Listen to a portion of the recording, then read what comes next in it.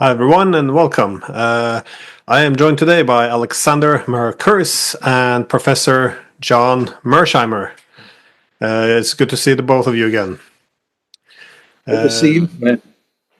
So I was thinking today, with all eyes on Ukraine and the Middle East, and of course the U.S. election with uncertainty of what a Trump presidency will look like and how it will affect the world, I thought perhaps we could first take a glance at China, and well, not just China, but also the wider Asia as a region, simply because, this is where it's becoming the center of geopolitical gravity, and also because you, John, were, well, not recently, but a few weeks ago, got back from both visiting both China and Indonesia, and from reading in the media, they had you stayed also with the president of Indonesia, shared your views. Shared your views on how they could handle this position of being this large non-aligned state,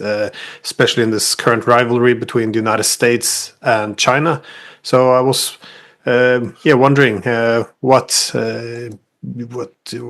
you can share from your view about what's happening in Asia. Obviously, some of your conversations perhaps are private, but your views on political theory and what's happening in the region is, I guess, up for grabs.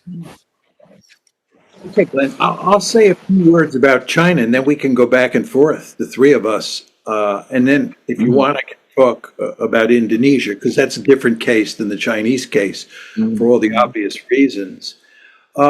My sense is that the Chinese understand that they are engaged in an intense security competition with the United States, and that it's not going to end anytime soon. And that if anything, it'll probably get worse with the passage of time. My main takeaway from my visit is that the Chinese believe, unsurprisingly, that the United States is responsible for the problem.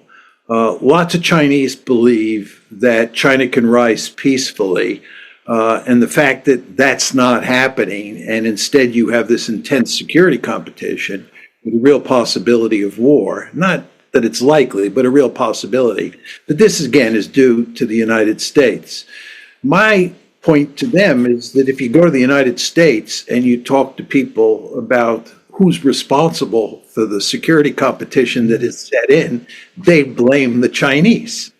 And I tell the Chinese, and I tell Americans this as well, that I don't think this is the fault of the Chinese or the fault of the United States. It's just the way international politics works in my story. In a system where there's no higher authority, I believe that states have to go to great lengths to make sure that they're very powerful. And one of my arguments that always resonates with the Chinese is that I say to them, you remember what happened when you were weak. It's called the century of national humiliation. And therefore, you have a deep-seated interest in making sure you're very powerful. And they, of course, understand that. And I tell them that the problem is that if you become very powerful, because power is effectively a zero-sum game, that causes problems for the Americans. So the Americans go to great lengths to be more powerful than you, China, which causes great problems for you and brings back the century of national humiliation. So the end result is that you get this competition between the two sides. And this is why I said, going back to the early 2000s, when hardly anybody thought that the rise of China would lead to trouble of any sort, that there would be big trouble. It was a sort of structural argument. It's not an argument that points the blame at either China or the United States. But I would note that most Chinese people are uncomfortable with that argument, and they prefer to argue that the United States is the principal culprit here. And they emphasize, almost all the Chinese who you talk to, that China has a Confucian culture. And because it has a Confucian culture, it is interested in peaceful coexistence with other countries. And it does not want to behave according to the sort of realist logic that I lay out. And my final point to you is that my response to the Chinese is I've heard that argument before in a slightly different guise. In the United States, people say we live in a liberal culture, we are a liberal state, and liberals are the good guys, and we never cause any trouble. It's always the other who causes trouble. Again, my argument is it's neither the Chinese or the United States that's principally responsible for this mess that we're in. Do you think there's any possible chance that an equilibrium could be reached, that the Chinese have a certain level of power and that the United States has a certain level of power, and that it can find some way to establish a kind of détente like happened in the 60s with the Soviets? I mean, something of that kind is the real outcome eventually. But you do want to remember, just talking about the Cold War, you did have a rather intense security competition from roughly 1945 to 1989, and there were ups and downs. And I think what you're describing, Alexander, is the détente that set in, in the late 60s, early 70s. And I think that could happen in the Chinese case, that we could work out something of a modus vivendi, something of a détente could set in at some point down the road. But it would still be in the context of an intense and dangerous security competition. So that would be my first point. The second point I would make to you is what makes me very pessimistic about this whole situation is that China is not a status quo power. Independent of all this realist logic that I rely on, China wants Taiwan back. It views Taiwan as sacred territory for obvious reasons. And furthermore, the Chinese basically believe that the South China Sea is a giant lake and that it should be seen as Chinese territorial waters. And furthermore, they basically think the same way about the East China Sea and those rocks in the East China Sea that the Japanese now control, which the Japanese call the Senkaku Islands and the Chinese call the Diao Islands. So you see that the Chinese are bent on expansion, even if you take the sort of realist logic away. And there's no way the Americans, and truth be told, most of China's neighbors want to see China control the South China Sea. This brings in countries like Indonesia and the Philippines. And with regard to Taiwan, the United States just doesn't want China to conquer Taiwan, but China wants Taiwan back, again, for understandable reasons. And then, when you get into the East China Sea, that's especially dangerous because the Japanese are involved there. And as both of you know well, the Japanese and the Chinese are mortal enemies, have been for a long time, and there's no hope that that's going to change anytime soon. So I just don't see how you work out much of a modus vivendi, given the fact that China is not a status quo power. But would you consider it to be an expansionist power, though? Because when we refer to Taiwan, they never accepted that this was an independent state. Indeed, most of the world, including the United States, also recognized that it was officially a part of China. So the goal all along was the gradual, peaceful integration of Taiwan, unless, of course, they would take the step of pursuing independence, in which the military option would be activated. And the South China Sea, would this be part of? Do you see this part of the security dilemma in terms of trying to push through the American and island chains, which was set up after the Second World War, in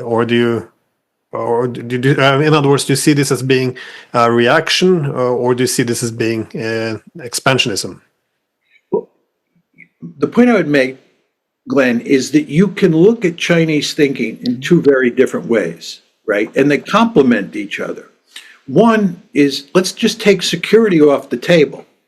your description of how they think about Taiwan is exactly right. They do not view taking over Taiwan as evidence of expansionism. Taiwan belongs to them. The United States recognizes it as that fact, period, end of story. They also think the same way about the South China Sea. You know, when you talk about the 9- or 10- line, they believe those are, the South China Sea is basically Chinese territorial waters, period. If you just sort of look at the historical record, that's clear. So they argue. And the same thing goes with the East China Sea. So you have this set of arguments that they make that have nothing to do with, you know, realist logic or strategy, and have everything to do with what I would call nationalism, right? What is theirs? What is their sacred territory, their sacred waters?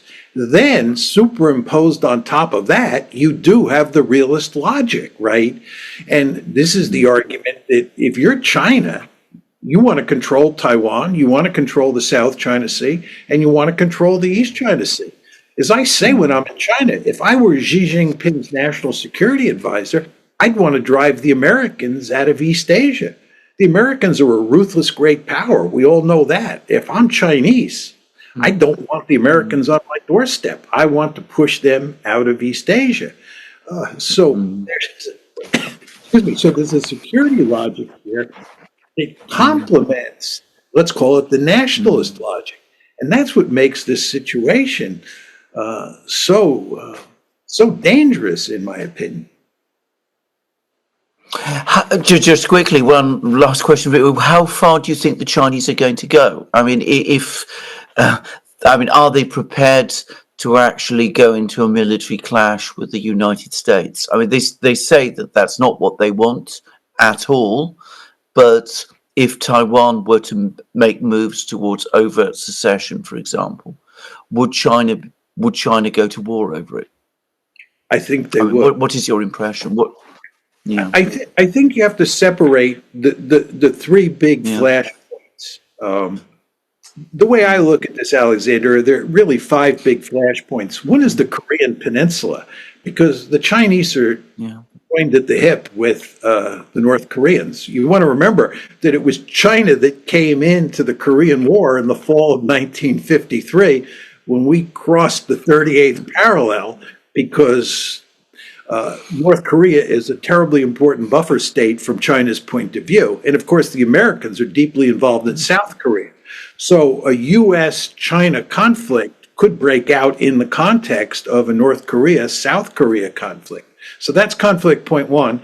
Conflict point two, where we, the Americans, are not too involved, is the India-China border. And thankfully, things seem to be improving a bit up there. But that's another potential flash. And then there are the big three flashpoints in East Asia that I talked about earlier, the East China Sea, Taiwan, and the South China Sea. I think there will not be a war over Taiwan in the foreseeable future as long as Taiwan does not declare its independence. The Chinese have made it clear that that's a red line, maybe the brightest of red lines, to use rhetoric we know well from the Ukraine war. And I think, given that, the United States will go to great lengths to make sure Taiwan does not declare its independence. I think we would not win a war over Taiwan. The best we could hope for is a stalemate. I think the Chinese probably could not win a war over Taiwan. And if they did win, it would be a Pyrrhic victory. And I think, therefore, they prefer to wait on Taiwan. We prefer to wait on Taiwan. We don't have an interest in a war. They don't have an interest. So I think Taiwan, for the moment, looks fine, or looks good in terms of stability, as long as the Taiwanese don't declare independence. The South China Sea is the dangerous area, and Chinese have been militarizing the South China Sea. And by the way, I think from their point of view, they should do this. You know, it's not in America's interest, but from China's interest, interest. You want to project power, and building military capability in the South China Sea makes sense. And again, there's a nationalist logic as well as a realist logic at play here. So if you ask me, where is the dangerous flashpoint at this point in time? I would say it's the South China Sea. I was curious on your argument that China will likely act as a great power, much like the United States. And again, this is the realist idea that it's the international distribution of power which imposes this, systemic incentives in terms of how states can react in a rational manner to maximize their security. But for realists, there's also an idea that most ideas are also a reflection of power. So in other words, when the U.S. colonies initially were weak, there was incentive to embrace ideas such as non-interference or isolationism to stay out of entanglements. While after the Cold War, when the collective or political West was unconstrained, there was an incentive for us not to embrace ideologies or political theories which advocated mutual constraints. Rather, there was an incentive to embrace theories of unrestrained power. So again, when Fukuyama comes and rehashes the Kant's perpetual peace, that not only should we not have any constraint on our power, but we are force for good, and we can deliver perpetual peace if we only unleash our full might upon the world. That this becomes a more attractive ideology, which tends to influence the decision makers. Now, my only point is. Often in the West, we get a sense of that we have a bit of a crusader mentality, which doesn't always follow our national interest. For example, in Ukraine, this makes no sense at all. The realist would assume that the state would only expand power to the extent it enhances security. But when you're balanced, such as we are in Ukraine, the realist would advocate for making peace to maximize security as opposed to pushing power at the expense of security. So. But given that China has grown up in a very different neighborhood, it's surrounded by other large powers. They have the Indonesians, they have the Indians, the Russians. That they're more likely to embrace ideas such as what they're doing now with this global civilizational initiative, where they say, "Listen, we all have our own different path to modernization, development. One country or one civilization shouldn't tell another one what to do." So there's a very Westphalian ideas, aren't they? This idea that non-interference, each state should operate on its own. It just seems to be in a bit of a contrast to some of this crusader moral crusader mentality, which we often have in the political West. Yeah, this is a fascinating subject, Glenn. I think what you're saying is there's a realist logic, and then there's, let's call it an ideological logic, okay? And my argument when I talk about the U.S.-China competition is a realist logic, and I'm basically treating the United States and China as black boxes. As you know, this is the way realists think about the world. And my argument is that the Chinese will behave just like the Americans behave. They will try to dominate Asia, and they should try to dominate Asia. Okay, that's the realist logic. Then there's the ideological logic. During the unipolar moment, when realism was basically taken off the table because there was only one great power in the system, that one great power, of course, was the United States, okay? Realism's off the table. There's no great power politics because there's no other great powers. The United States is free to pursue a liberal foreign policy. Ideology really takes over in a very important way. And this can only happen in a unipolar world. And because we are a thoroughly liberal state, the United States, and we have allies like Britain that are thoroughly liberal states, this crusader mentality kicks in, and we run around the world trying to do social engineering, end of a rifle barrel, and get ourselves into untold trouble. Okay. The question you want to ask yourself is, what would have happened if the unipole were China, or if the unipole were the Soviet Union? Now, if the Soviet Union had won the Cold War, the ideology would have been communism, which, like liberalism, is one of these universalistic ideologies where you turn into a crusader state. So I would argue if the Soviets had won the Cold War, they would have had a Soviet version of Frank Fukuyama, and that would have set them off on a similar disastrous path. I believe if China had won the Cold War, so to speak, and China had emerged as the unipolar moment, it would not have. What I'm saying to you, Glenn, is I think at an ideological level, the Chinese are different than the Americans and the Soviets were during the heyday of communism. But of course, my point is that today, in the multipolar world we live in, ideology has been pushed onto the back seat, and it's realist logic that dominates. Yeah. I'm going to ask one other question, because you're talking about realism. How receptive are the Chinese to realist to talk the kind of realism that you're talking about? Because there is a realist tradition in Chinese philosophy. I used to take an interest in Chinese philosophy, but I mean, there's the school known as legalism, which was very, very powerful at the time of China's formation, and which was never completely forgotten, which is distinct from Confucianism. It takes a much more tough-minded view based on power, a more skeptical view of idealism and of idealistic views. Do you find that the Chinese, when you talk about realism, that they're more receptive to discussing it than, to be frank, I suspect some Americans currently are? Absolutely. I mean, my view on the Chinese is that they are realists to the core, and that Confucianism is the velvet glove that they put over their realist fist. Yeah. The Chinese are tough customers. You know, I often say that when I go to China, I sometimes start my talks by saying it's good to be back among my people. And what I mean by that is that the Chinese are realists. There's no question about that. They are hardball players. But the rhetoric they use is Confucianism, right? We are the good guys, you are the bad guys. But deep down, they understand the basic logic. And the Chinese understand the importance of being powerful. And the Chinese have, over the past few centuries, had what I would call a tragic history. And as a result of that tragic history, they understand the importance of being powerful. And they also understand that you don't want to trust the United States or any other great power.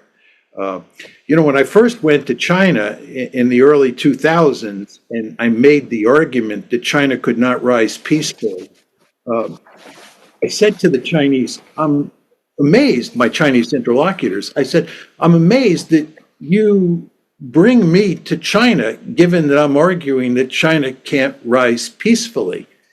And usually there were a handful of responses that were made to me, but one of them was that you're the first American we've met who's been honest about how ruthless the United States is.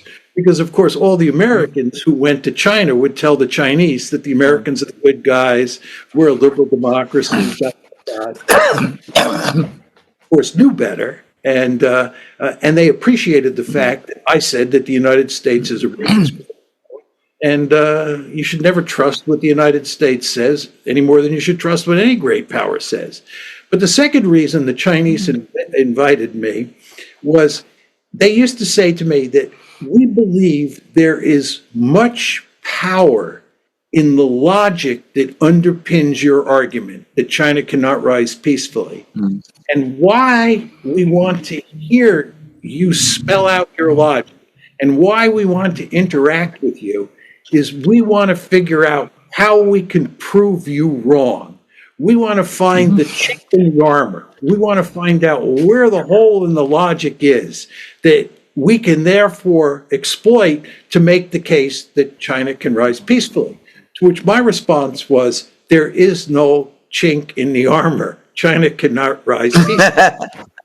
To which they would respond, we don't believe that. But all of this, Alexander, gets back to the fact that the Chinese are always very comfortable talking to me about realism. They engage in realist logic or realist intercourse, and that's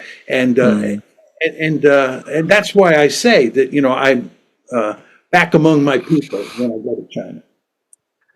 Well, I agree with the peaceful rise. I often made the argument that the peaceful rise is simply a good often a geoeconomic strategy for a rising power. That is, when it builds its strength, a lot of what they could do would be to focus on the internal developments to build their strength. And while you build your strength, you do not want to attract unwanted attention from other great powers who might want to cut you down in size. So of course, this is by almost default a temporary position until you reach a certain level, such as Germany surpassing Britain before the First World War, in which they essentially outgrow the system of the regional hegemon, in which they have to challenge. And I think especially after 2008 and 9, more so after 13 and 14, we see China more willing now, of course, to challenge the United States. So, but I do take your point on why they would consider your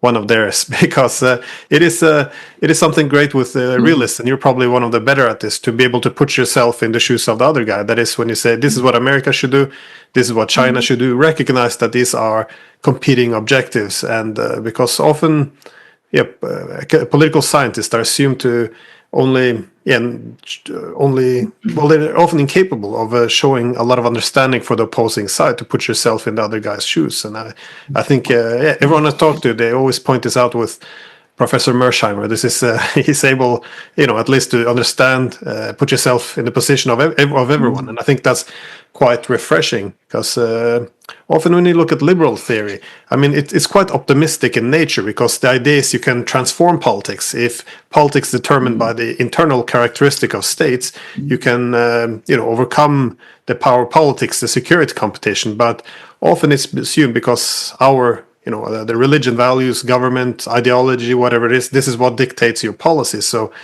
but this is also always behind this optimism, there's always a dark side of the coin, which is the assumption that it's our internal values which are good. So how can we make peace? It's if other will convert to our ideals, or if they will, or they can be contained or defeated. So there's an ugly side behind this, and I feel often. When Western scholars go to Asia, we might want to lecture them a little bit too much about why they should be a little bit more like us, and then there would be peace in the world, as opposed to essentially outlining that, there is security competition. Our competition are increasingly in conflict, which is why we will compete, but without while still explaining the understanding for what China should be doing. I want to ask you two guys a question about China, but before I ask you the question, I just want to make a comment in response to what you just said, Glenn. In a very important way, the Chinese are more tolerant than the West, and here we're talking mainly about the United States. We believe that the world is divided into good guys and bad guys. We are the good guys, period, end of story. And we have no tolerance for anybody or any state that has a different political system, right? We want to convert everybody into a liberal democracy. If you really think about it, it's an illiberal form of liberalism, because liberalism is supposed to be all about tolerance. Liberalism is supposed to be predicated on the assumption that people can't agree, or countries can't agree about first principles, and you give them space to operate according to their own set of first principles. We in the liberal West do not operate according to that liberal worldview. We run around the world trying to force everybody to look exactly like us. I think in a very important way, the Chinese are much more tolerant. They don't have this notion that we have the ideal political order and we should enforce that on other countries. They have more of a live and let live approach to international politics, which I think will get them over the long term in less trouble than we've gotten into pursuing this liberal, although, as I just said, illiberal, liberal foreign policy. But anyway, that's just an observation. But I wanted to ask you to just, if you're the United States of America, and you're tasked with the question of dealing with China, right? How do you think about China, right? Do you see it as a threat, not a threat, a quasi-threat? Just how do you guys think about China, and how do you think the United States should respond to China? I mean, I've laid out my views, and I'm not saying I have the truth. I'm just curious how you two think about this in international politics. The approach I would take is that I would try and come to some kind of general understanding with the Chinese about certain key geopolitical things. So absolutely make it clear that the United States is not backing secession by Taiwan on the part of Taiwan, that it has no interest in closing off the South China Sea and anything of that sort. So I would try to come to some general understanding with China, including restrictions on weapons and armaments, on naval power, because we now see this very dangerous naval buildup that is going on, and explaining to the Chinese that the United States is a maritime power. China, to the same extent, is not, attempting to come to some kind of understanding with the Chinese on that. I think Chinese realism, which is a tradition in China, would make the Chinese inclined to go along with that. I think also I would play pretty hardball with the Chinese on economic questions about issues of reindustrialization within the United States, repatriation of companies and things of that kind. And again, I think that the Chinese, who are realistic people, would understand where the United States was coming from with that. And I think an understanding would be reached. In other words, it's a question of managing the relationship, maintaining a dialogue and a discussion, doing it in a polite way, not lecturing, not coming along and telling the Chinese, you've got to change your views about what goes on in Xinjiang province or Tibet or that kind of thing. Approach the Chinese from a very straightforward position of self-interest, about Taiwan, about the South China Sea, about naval issues in the Pacific, about economic questions as well. And I think if it's done that way, I think the relationship can be managed. Maybe it would be an adversarial one, but the question is not about making it, a friendly one, or just accepting the fact that it's going to be a relationship for the long term and managing it effectively in a way that would be in the interests of both. That's my approach, basically. Okay, let me ask you a question. The Chinese have made it clear they want Taiwan back, and they believe that they should control most of the South China Sea and the East China Sea, including those rocks. Do you think, in terms of working out the modus vivendi that you described, we should prevent them from doing that? We should, in effect, contain them? Or do you think we should let them take Taiwan back? I mean, how do you think about those three big flashpoints in terms of the strategy you're proposing? I think if what China could be told is if you start taking overt moves to seize Taiwan, to take control of Taiwan, to take control of the South China Sea, you need to understand that this is something that the United States would be bound to respond to. It would wreck the entire relationship. It would move the relationship from a situation of just being adversarial to being one of absolute confrontation and belligerence. And I would say that, look, it's not in your interests to go there. You yourself repeatedly say that you're prepared to wait for the outcome in Taiwan. Obviously, it is important to you that Taiwan does not declare independence. Just leave the status quo to continue as it is. Just leave it. Just leave the situation as it is at the present time. And with the South China Sea, I would say the same. We don't want a clash with you over the South China Sea. It is not in your interests to have a clash with us. Let us see about scaling down our mutual armaments. You don't need all these aircraft carriers.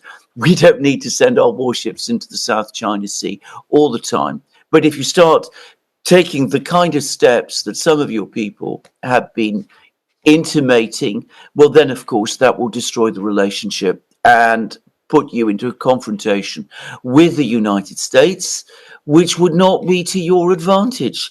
And here I just want to say something. I mean, this is something I've heard from Chinese, which is that they are very, very conscious that in a military confrontation with the United States, they are at a disadvantage. We did a program just the other day on the Duran with a former American Marine officer who pointed out what a very complicated and difficult thing amphibious operations are. China has never done them. The United States has done them many, many times. If China wants to conduct an amphibious operation in Taiwan, it would almost certainly end in disaster and chaos because the Chinese have no experience in this. You need to fail in this many, many times before you understand properly how to do it. Now, I think the Chinese know this. Actually, I have seen, things that the Chinese say. They are aware that it would take them decades before their fleets were in any kind of condition where they would be able to go level with the US Navy. I think this is something which the Chinese understand perfectly well. So I think that they do not want a confrontation with the United States in Taiwan, in the South China Sea, in the East China Sea. But they have been led to think by some people in the Biden administration and elsewhere, and I do believe that we have handled the signals very, very badly, that there are some people in Washington who almost hanker for that. So I think that some kind of modus vivendi, which would find a way of managing the relationship, maintaining contacts, avoiding all this rhetoric, which we always get when someone like Blinken goes to Beijing, bringing up Xinjiang, talking about dissidents, this kind of thing, which annoys the Chinese intensely and again reminds them of the way in which they used to be lectured to during that century of humiliation, which no Chinese has ever forgotten. I think we can just put all that aside, talk to them in a very hard-headed way, say these are our concerns, these are our interests, those are your concerns, those are your interests. We can respect them up to a point, we can respect them a great deal. If you cross our red lines, we too have got red lines. We understand that you've got red lines. We too have red lines. Just let's not cross each other's red lines. It's not in our interest to get into a confrontation with you, but it is certainly not in your interests to get into a confrontation with us, and you know it. And I think the Chinese do know it, and I think they're realistic enough to base their policies upon it. That's what I would do. But just very quickly, Alexander, would it be fair to characterize your preferred strategy as a smart containment strategy or a measured containment strategy? I would prefer to call it a détente strategy, an attempt to relax tensions.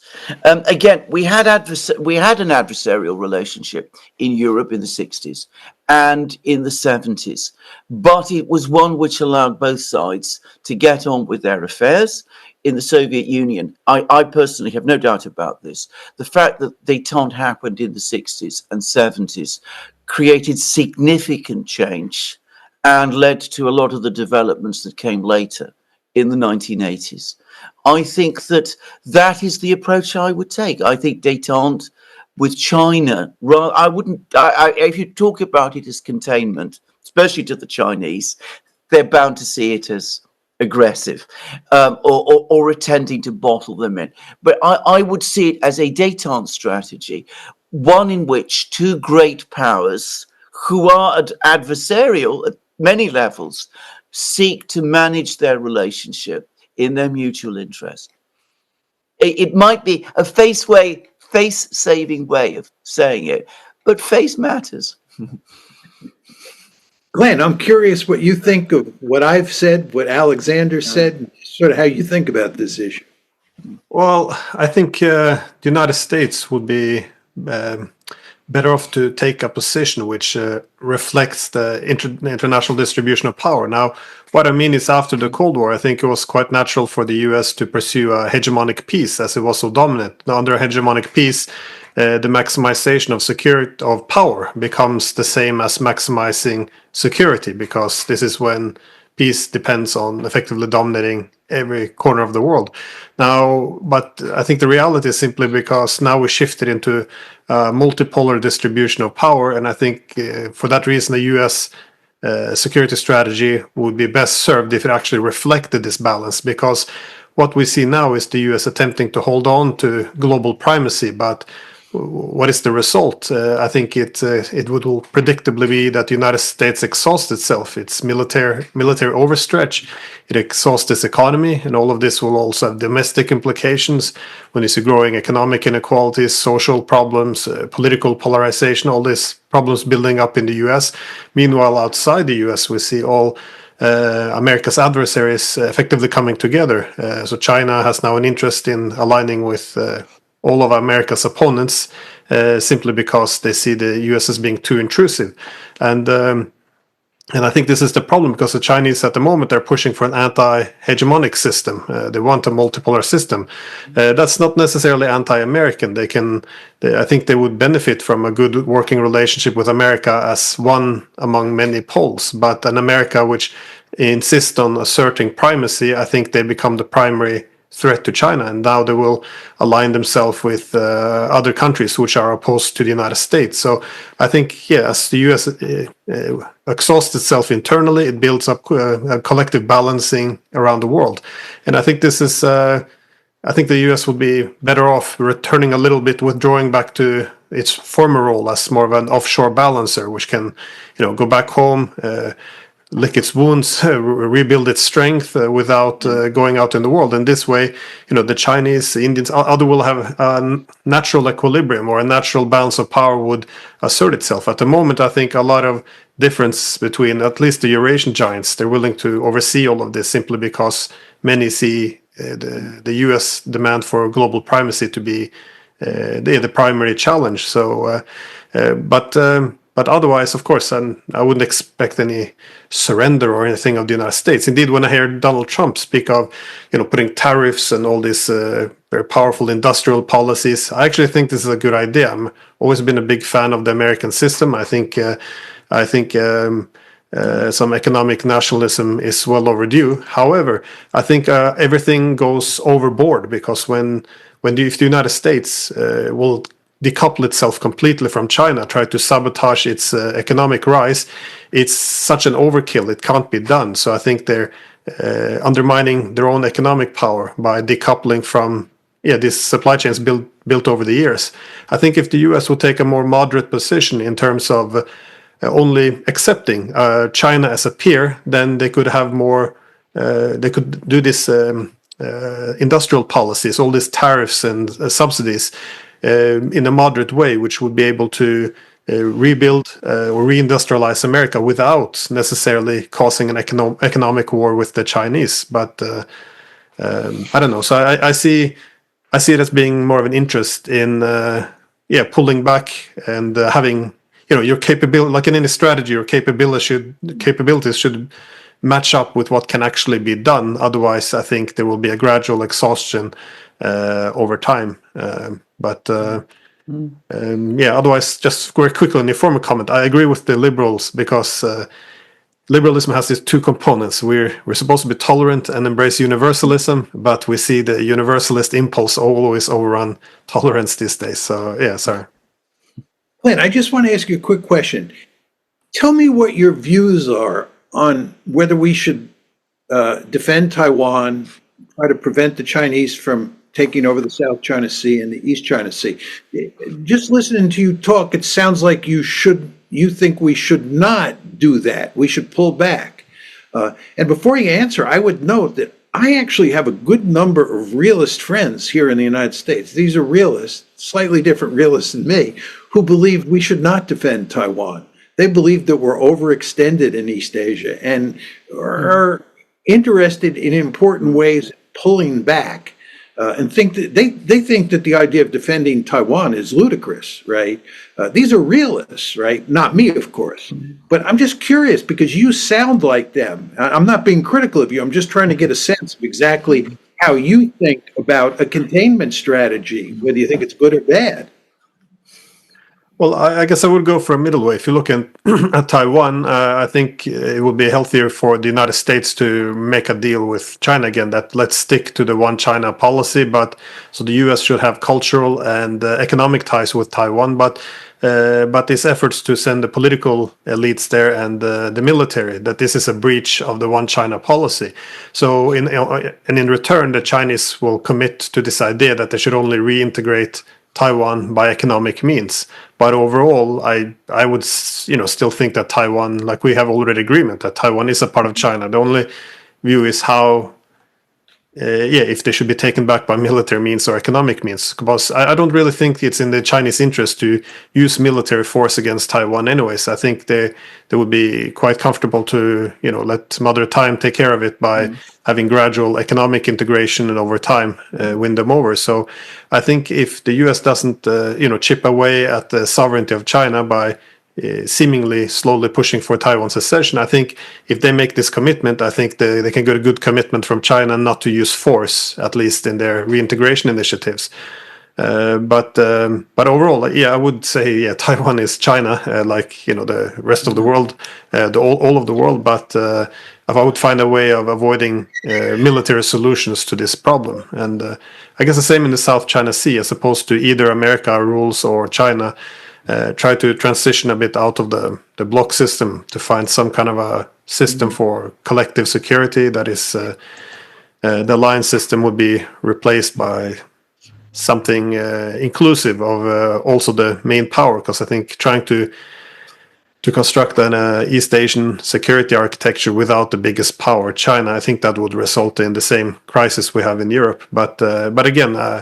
One might be able to get some concessions out of the Chinese because the 9-dash line is a bit cocky. Cutting off the coastline of all its neighbors. So I don't know if it would be possible to do some deal where they find some renegotiation around the 9-dash line in return for transitioning from an Chinese containment to inclusive security architecture. I think that would be better and more suitable for the multipolar era, which is really kicking in these days. Thank you. Want me to say a few words just about Indonesia? Yes, please. I was really curious about this actually. So it's a fascinating case, as you, Glenn, said. It's the fourth most populous country in the world, and that tells you that if they really grow their economy, they would be a powerhouse. And the president, the past president, the present president, they're all committed, above all else, to growing Indonesia's economy. And that makes perfect sense, as we all understand. In the process, there is a huge amount of economic intercourse between China and Indonesia. And the Indonesians, of course, don't want to do anything to damage that situation. They want to continue to trade with China and in the process enrich Indonesia. Their goal, the Indonesian leaders' plural goal, is to make Indonesia a more prosperous country, not only for the good of all the people, all the Indonesians, but also because that translates into military might and you become a more formidable power and you're better able to protect yourself.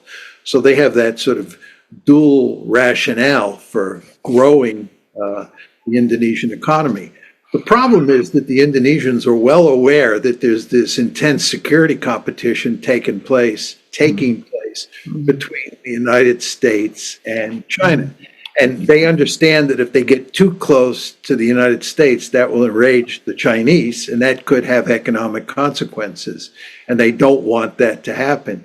At the same time, they basically understand that the United States is not a direct military threat in any way to China, to Indonesia. The United States is, thousands of miles away.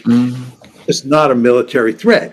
China, on the other hand, is, and I'm choosing my words carefully here, a potential military threat to Indonesia, because China's a next door neighbor. It's in the neighborhood. And they have to be aware of the China threat. And they go to great lengths to make sure that they don't exacerbate tensions between China and Indonesia. But the problem is that the Chinese are interested in controlling the South China Sea, and Indonesia has this exclusive economic zone that the Chinese don't accept. And there's been some tension between the two countries on that front. So the question is, if you're Indonesia, how can you continue to have good economic relations with China and at the same time tilt slightly towards the United States if the security environment becomes threatening? And I think their great hope is that the security environment won't become threatening because they don't want to get too close to the United States. From an American point of view, we have a deep-seated interest in bringing the Indonesians full square into a balancing coalition against China. That's what Americans would like to do. From an Indonesian point of view, you don't want to do this unless it's absolutely necessary, because your goal is not to get caught in the middle of this security competition and to continue to trade with China and become rich. The $64,000 question moving forward is, how ambitious or aggressive will the Chinese be in the South China Sea? What will the consequences of that Chinese policy be for Indonesia in terms of moving closer to the United States? So that's sort of the situation that they find themselves in. It's a little like the 60s, the 1960s, when Indonesia had the same decisions to make, and Sukarno wanted to keep Indonesia non-aligned. But there were other forces within Indonesia that were very hostile. Well, saw China as a threat to Indonesia, with the results that we all know from the coup that took place, and the events that took place in the mid-60s. So, in a sense, it's the Indonesians are having to navigate through the same kind of problems, even though the power balance is shifting again. I think, Alexander, your rhetoric about China before, I think, neatly describes how the Indonesians think about navigating these tricky waters that they're in, right? They understand that you have to be very careful what you say, and you want to go to great lengths to do everything you can to dampen the military dimension of any possible conflict in the South China Sea. But again, the question is, can they pull that off? Again, I think you do not want to underestimate what hardball players the Chinese are. I'm sure they are. I think that most of China's neighbors think that the Chinese are hardball players. And my view on this is that all great powers are ruthless. And if you're a small power in a neighborhood that's dominated or threatened by another great power, you have to be extremely careful how you negotiate your way through those shark-filled waters, right? And by the way, this gets back to Ukraine, right? The Ukrainians foolishly did not understand that they were living next door to Russia, which is a great power, and that the Ukrainians, had to take into account Russian interests. The idea that you could just poke the bear in the eye and there would be no consequences because Uncle Sam would be there for you was a remarkably foolish policy. And again, this is the sort of situation that that Indonesia is in. It's living next door to China, which is a really powerful country. And the United States is a possible security ally. But you're dealing with the United States, and you got to be really careful that you don't get caught in the middle of this security competition between these two gorillas and get your country wrecked. No. This seems to be a challenge these days, again, as there's more other centers of power, the countries trying to rebalance themselves, not having to be locked down by one alliance, because what Indonesia is going through now is also something that the Australians aspire to do. Because I lived in Australia for 14 years, and I saw every prime minister come and go say the same thing. We don't have to choose. We can our main economic partnership with the Chinese and our main security partnership with America.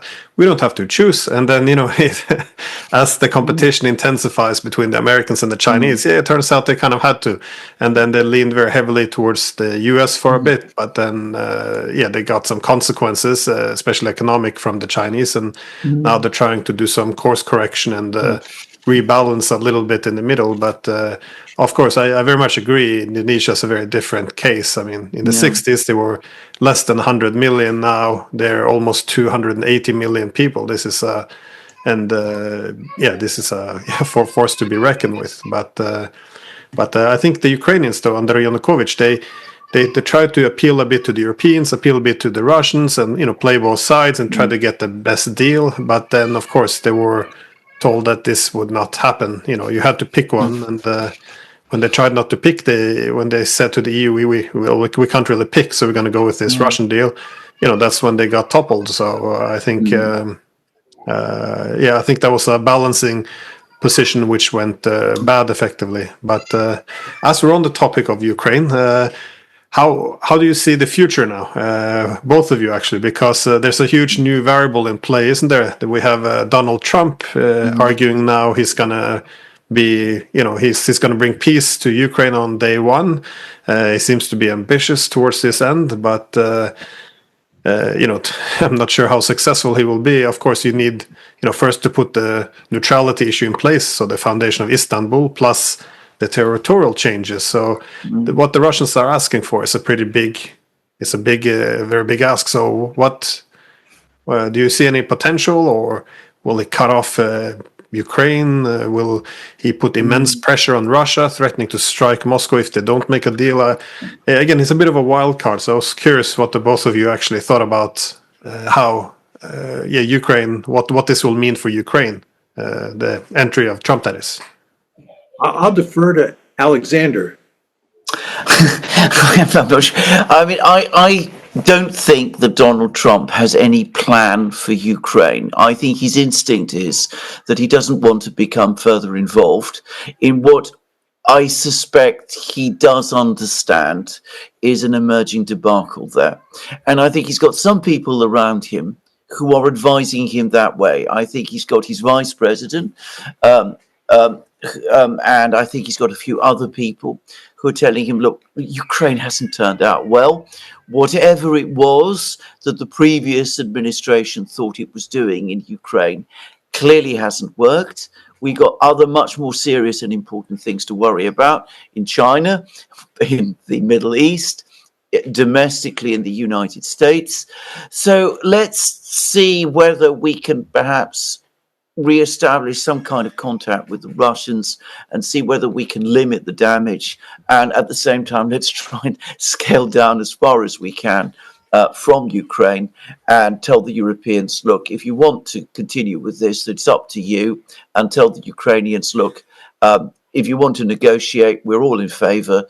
But if you want to continue the war, well, there's not very much we can do beyond what has already been done, and don't have too high expectations of us. So I think that is what the Trump people are heading towards. I don't think there's going to be a Trump master plan to solve the problem. I think if there is, there's night follows day, the Russians will reject it, and probably the Ukrainians will too. Yeah, I agree with Alexander. Trump talks about settling this, implying that it's easy to do. I think it's almost impossible to do. Putin has made it clear that there are two conditions that have to be accepted before he will even agree to negotiate, to seriously negotiate. One is that Ukraine has to be genuinely neutral, can't be in NATO, can't be any security relationship between the West and Ukraine. And number two, the West and Ukraine have to accept that those four oblasts plus Crimea are permanently Russian territory. So that Trump has to accept that just to get negotiations going. I find it hard to imagine Trump accepting that. It just not likely. And if anything, there'll be lots of hot rhetoric out of the administration because there are all these hawks that have been appointed to key positions like National Security Advisor and Secretary of State and Secretary of Defense. And that will just give Putin an added incentive to take more territory and make sure that Ukraine is truly a dysfunctional rump state that can never become part of NATO.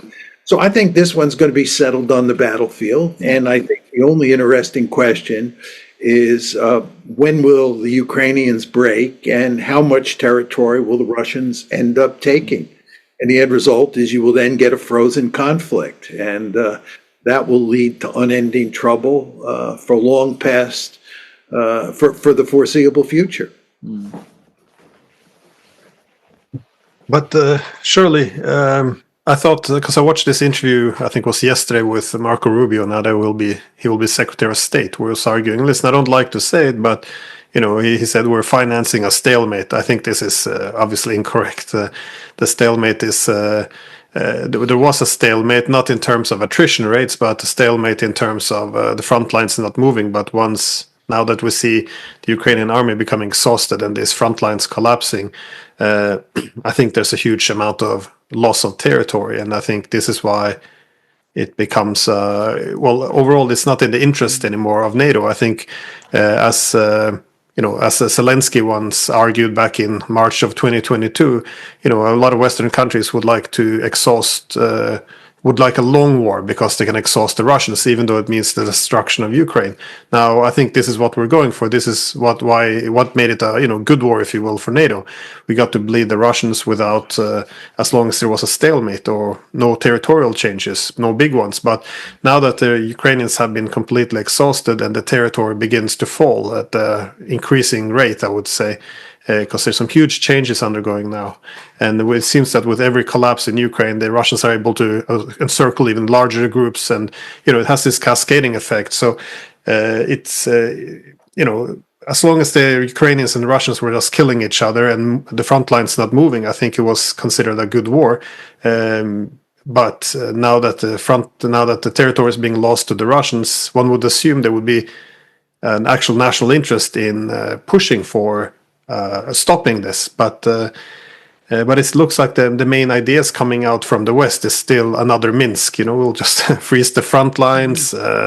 We won't accept the territorial changes, but you can hold it temporary while we arm the Ukrainians to the teeth again and fight you another day. But and it seems this is something that Trump might be leaning towards as well. But it's just hard to see why the Russians could possibly accept this after suffering so much in order to finally get their victory. They're this close to victory, and now they're gonna do another Minsk agreement. It seems preposterous. It's not gonna happen.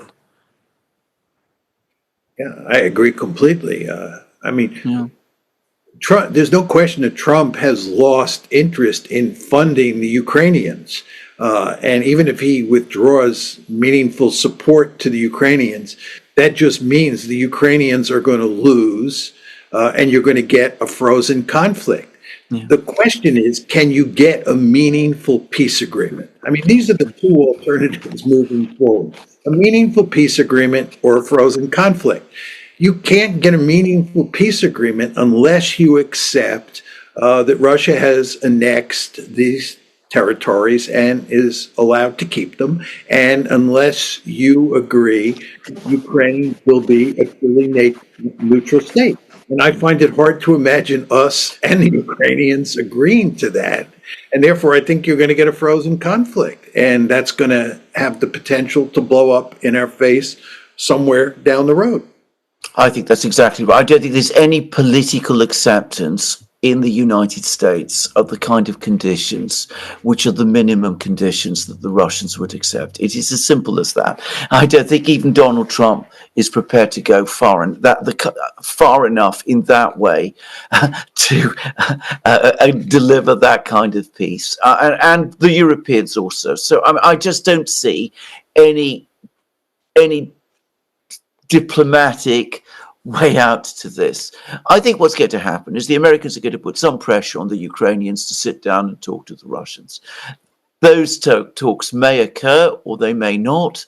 They're not going to result in any outcome. The Russians will continue to move forward. They're completely cynical by this point about anything that the West proposes. They no longer believe in it.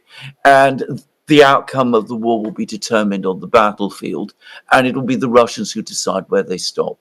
Now, what could happen, and it will be very, very difficult to do indeed, is for the Americans and the Russians to start talking to each other, perhaps to some extent about the kind of limits about what they might do in Europe, and perhaps about other things, the Middle East, strategic weapons, that sort of thing, at a very basic level for a while. But there might be some kind of a resumption of dialogue on that kind. But certainly I can't see a negotiation about the settlement of the crisis in Ukraine.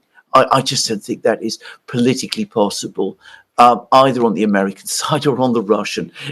One side or the other, in order for that to happen, would have to make concessions which are politically unacceptable, and indeed so unacceptable as to be inconceivable.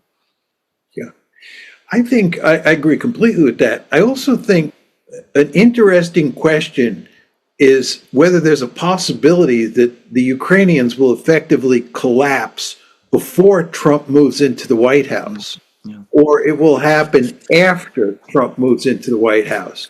Because from Trump's point of view, it would be best if Ukraine clearly lost the war before he became president. Because if Ukraine collapses after he's president, he will be accused of having lost Ukraine. Right. This is why you see the Democrats doing everything possible, or the Biden administration doing everything possible to prop up the Ukrainians now, so that between now and January 20th, Ukraine manages to hang on. But this is not going to work over the long term, especially because the Ukrainians are on the ropes already, as we both know. They are in really deep trouble. And now you have this situation where President Trump has made it clear, President-elect Trump has made it clear that he wants to pull the plug on the Ukrainians. So if you're a Ukrainian soldier, right, you know, your morale is already down in the dumps. The news that Trump has been elected and is going to cut off aid in all meaningful ways in the future can only lead to even greater despair. And one would think this is at some point going to lead to the cracking of the Ukrainian military. It's just hard to believe that they're going to continue fighting when their principal benefactor is bailing out on them. No, I agree, but I was curious though if territorial settlement is actually required, because the main fault of Minsk was, you know, the front lines were frozen in Donbass back in 2015, and but then the West began to pump in military and build a large, powerful Ukrainian army, so they could, you know, eventually ignore the Minsk agreement and resolve this on the battlefield. But if NATO and Russia can agree, no NATO, you know, this doesn't go into Ukraine, something, you know, Trump doesn't seem to be, you know, too closely attached to NATO. If this is something could agree to, then would the Russians really need then the recognition that these territories would be Russian? If they, I mean, they don't want to continue this fighting forever. And again, also I think in the absence of a deal, I agree, they're gonna, if they think that NATO's gonna come in after the war and take over Ukraine, or at least they make it a member state, there's no way. If the option is between NATO Odessa or Russian Odessa, they will make it definitely a Russian Odessa. But if the option is between a Ukrainian or Odessa and a neutral Ukraine versus a Russian Odessa, I think they can make their peace with possibly a neutral one. But I'm just wondering if the recognition of territory, as long as it's controlled by Russia, no one tries to take it back, and the West doesn't arm Ukraine or try to bring it into NATO, does it really matter? I'm saying because I just got back from about the Valdai meeting, and I noticed change in moods over the years. Because in 2022, you know, there were they were very anxious. I felt they were concerned that they've been after Istanbul, they were lured into this war of attrition, which they weren't prepared for and didn't want. By 2023, they had built up this powerful army, and the Ukrainians had exhausted themselves their counteroffensive. So the Russians were very confident. And now this year, I heard more and more people talking about how can you win the peace, because of course the Russians can take everything now. The NATO doesn't have more weapons to send. The Ukrainians looks like they're the cusp of collapse. However, if they collapse now and Russia simply takes all the territory from Kharkov to Odessa, and as you say, make a dysfunctional rump state out of the rest, it's going to create a lot of insecurity for Ukrainians. It's going to make instability for the Russians. They're going to have tensions which can play out anywhere, even Moldova or other places with the Europeans and Americans. It would be good to get a settlement, something where the Americans want to go to Asia anyways. The Russians have they would like to focus also on their new friends in Asia. Everyone would like to move on. So it just looks as if they would be willing to make a peace. That's what I was wondering. Is it really necessary though to get territorial recognition? Well, I think there is a final deal that could lead to peace, and Russia gets to keep the 4 oblasts plus Crimea.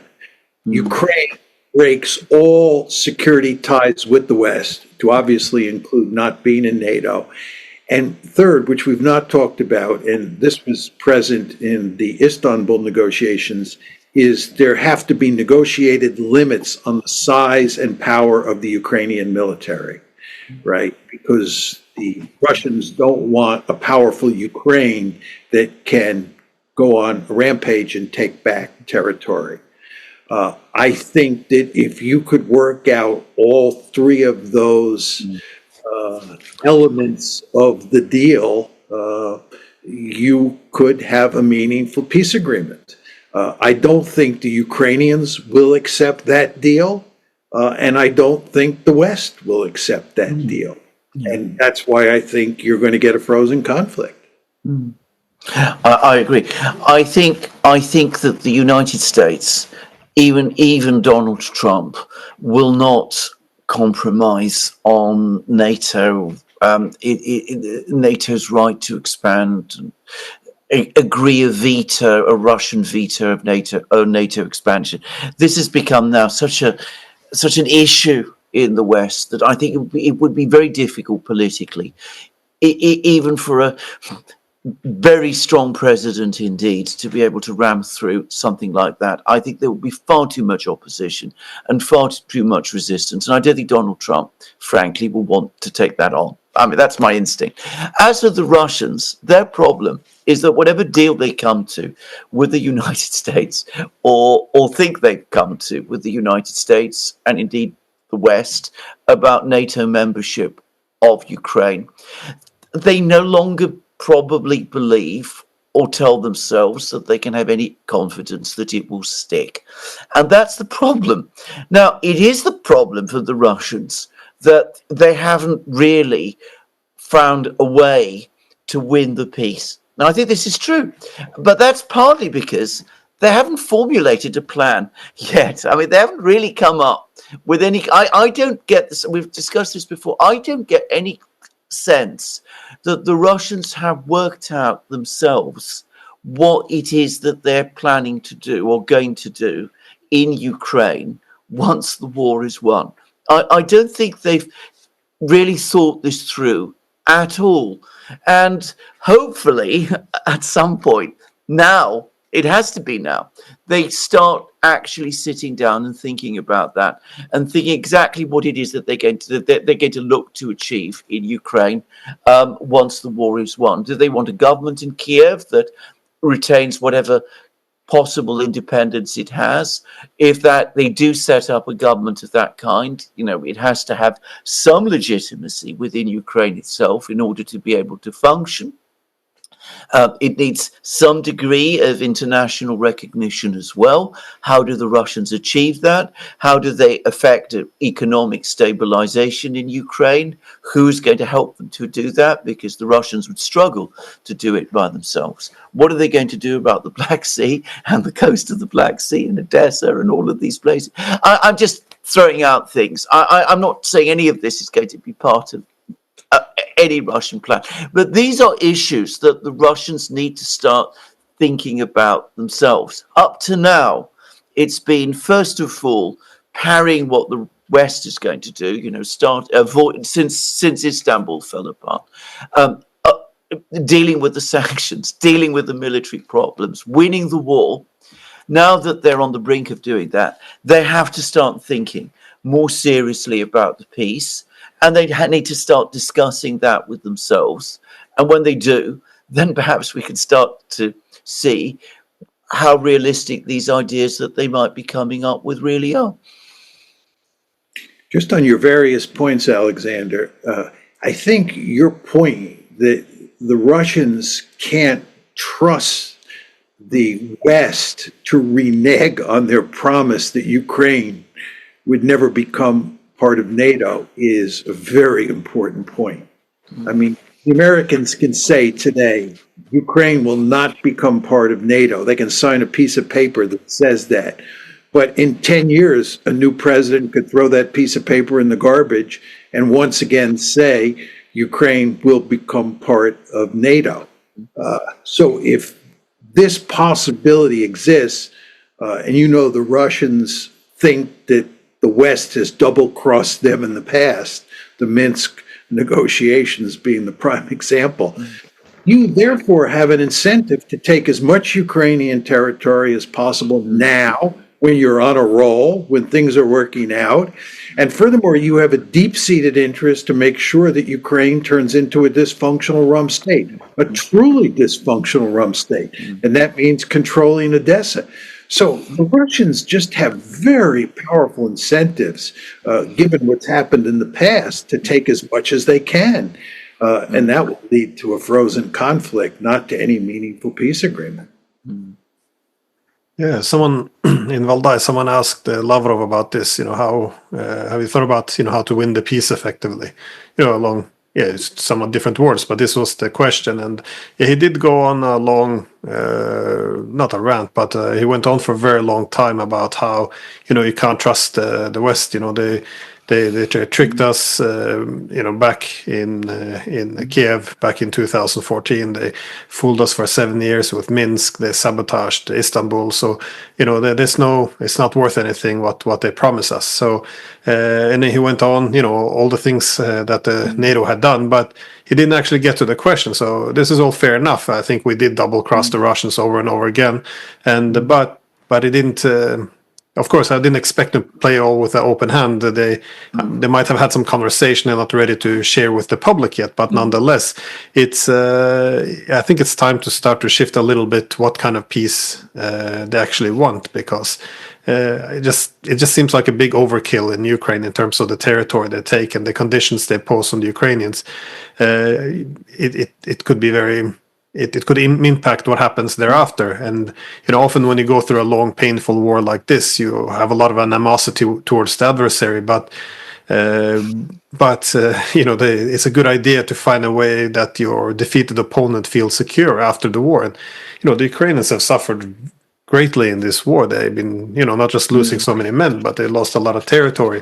They have reasons to want some security guarantees. Now, the problem is you can't get it from NATO, given that NATO entry and expansion is what triggered the security competition in the war to begin with. So it's a very difficult issue to get out of. And I even saw, I think it was in Wall Street Journal, there was an argument about what the peace agreement could look like. So, your Korean solution of freezing the front line, but then, and a commitment from Ukraine not to try to join NATO for 20 years. So it was even made NATO passive. It's not NATO promises not to expand. It's, they can keep the door open if they put the responsibility on Ukraine. So there's a new government in Ukraine tomorrow and say, we want to join anyways. Well, NATO's not breaching anything, because so it already looks like we're setting up a new deal for failure. And even the way that I think it was Czech president who even said the same. Listen, we're gonna have to make a peace.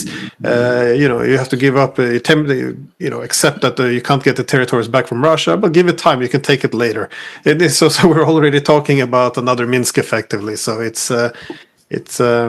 but again, Trump might be different, though. We don't know what he's willing to do, because I think also, besides spending too much money on Ukraine, I think he's also expressed worry more than once that this is pushing the Russians a bit too close to the Chinese, and also the wider implications of these sanctions that, even friends of America, such as India, are now, pulling investments, their assets, other places. They're picking up even their physical gold and shipping it back home.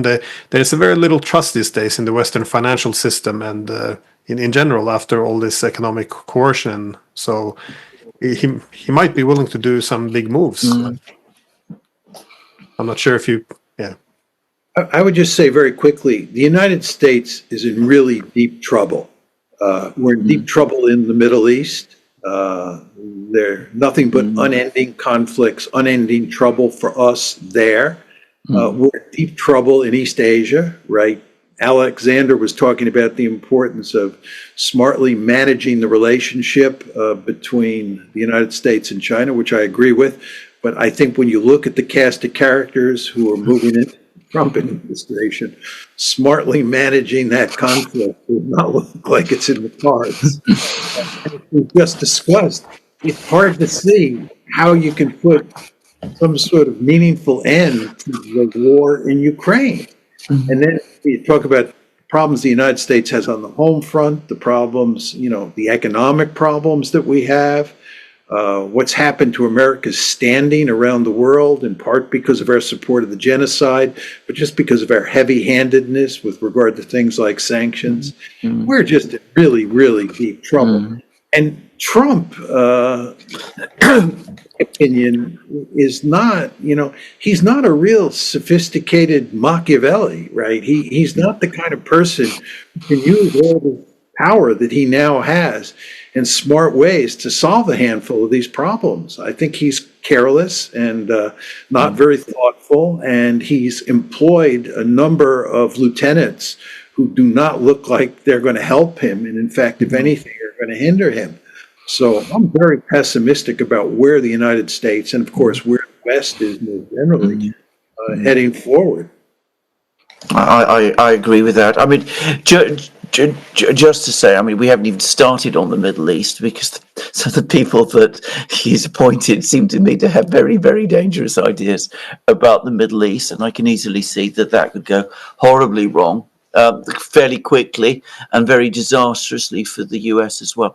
He can do some things. One thing he can do, and I think it would make a difference, and it would make a difference in the international atmosphere, and it would help a bit with the Russians, is that he could change or do away with some of the sanctions, specifically some of the energy sanctions. Lift this price cap on Russian traded oil, which has been an absolute disaster, and make it possible for energy, for oil and gas to be traded more normally again. So we don't have absurd situations where the Europeans are buying Russian oil from India and pretending that it's Indian oil, which is happening all the time, and where oil is traded and it's mixed. You buy Russian oil, you add 1% of Algerian oil and pretend it's not Russian anymore. I should say I've got people in the shipping world whom I know this sort of thing is going on all of the time. I think if he did away with that, it would help a little in the economic situation. It might take off some of the sting from the inflation, and it would simplify things. And I think the Russians would notice. And it might help things a little. But I agree, overall, he doesn't have the sophistication to conduct the kind of very, very sophisticated foreign policy that would be needed to sort of damp out all the fires. And he's just recruited a whole lot of people to his administration who have very, very fixed ideas about certain things, and who, frankly, I mean, don't look very impressive. I mean, they haven't run anything. I mean, people who've been television hosts and representatives of the House of Representatives and things of that kind, but who haven't had the experience and the knowledge to actually conduct the kind of very sophisticated diplomacy that is needed at this time. So I think he's going to walk away from Ukraine because he understands that's in his interests. He's not going to come up with any plans. The mess is going to be left as it is. There might be some kind of rudimentary dialogue with the Russians. The Middle East, probably the situation there is going to get worse. And with the Chinese, I was talking about managing the relationship. I don't think he's going to manage the relationship at all well. That's my own view. Anyway, there we are. All very pessimistic, if I have to say. Yeah, no, I very much agree. But I also think that this art of the deal, if you will, this making big business deals, it's not always transferable into great power politics in terms of this maximum pressure. Because once the deal isn't made, there's more consequences in politics. It's completely wrong. And as somebody who used to mediate deals in business, the fundamental thing to understand about diplomacy is that the other side is always there. You have to deal with them all the time. Deals are complete commercial deals. Business deals are completely different things from the way that diplomacy is. Transferring what you think you know about the one to the other is a formula for complete failure. No, exactly. China and Russia aren't going anywhere. So if you don't get the deal you want, you can't simply walk away anymore because then you have a different problem. But I do like his pragmatism, though. The idea that he can actually go to North Korea, he can meet with Putin. These things Western leaders can't do anymore. And this is the problem, I think. I think our political leaders been sitting for 3 years watching this mass killings go on, hundreds of thousands dead, and they done nothing. Then they don't even sit down with the Russians, but they take some kind of pride in it, that this is a sign of virtue, that we're not talking to them, so we're doing nothing to prevent this disaster. And this is again an expression of virtue. So I do like the fact that Trump at least seems to be divorced from this, that he's capable of speaking with the people you disagree with, what originally diplomacy was all about. But anyways, I think we have exhausted our time. So John, Alexander, any last words? And yes, too bad we didn't get to talk about the Middle East, by the way. No, but one very last word, which is that it is good to hear that the Russians are now thinking or talking to themselves about the fact that we've got to think about how to win the peace, because I haven't seen anything of that until now. And at least if they're thinking about that, and have an open debate about it. And I hope they do have an open debate about it, because plans decided entirely in secret can often be horribly wrong. Maybe something will come of that. So that is one hopeful thing that I take from what you've heard in Valdai, Glenn, even if we haven't yet had any result from it. Well, not so much from the political leadership. No. So I would have loved to hear that as well, because so far I hear there's no diplomacy with the West. They don't even talk. They have and they can't be trusted. Whatever deal they possibly make, we can assume it will be breached. So, which means that it limits what they will be prepared to accept. I know, but if there's a buzz, if there's talk, even from people who are not at the top of the leadership about these things, sometimes this sort of filters upwards. I'd like to think so anyway. Yeah.